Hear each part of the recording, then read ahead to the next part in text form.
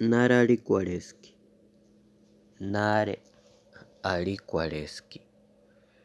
Literalmente estamos preguntando ¿cómo te nombras tú?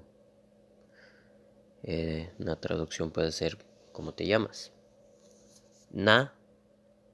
Así solito. Esa parte estamos preguntando ¿cómo? Entonces, nare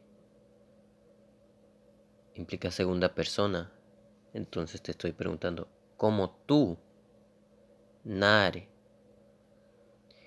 Y Arikuaren quiere decir nombrarse, nombrarse uno mismo o llamarse. Entonces, Arikuare ski, preguntamos, nuevamente sin entrar mucho en detalles gramáticos. Por lo pronto explicamos solamente lo básico con aproximaciones a lo que vendría siendo traducción al español. Arikuareski. Ahí estamos preguntando ya ¿cómo te nombras? ¿Cómo te llamas? Nararikuareski.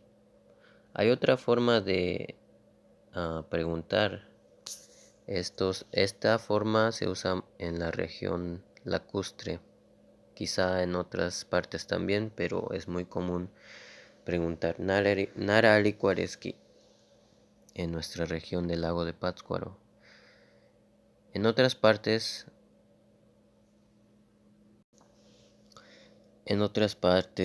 se pregunta así: Naralingasen. Y esto está preguntando cómo te nombran, cómo eres nombrado, cómo eres llamado.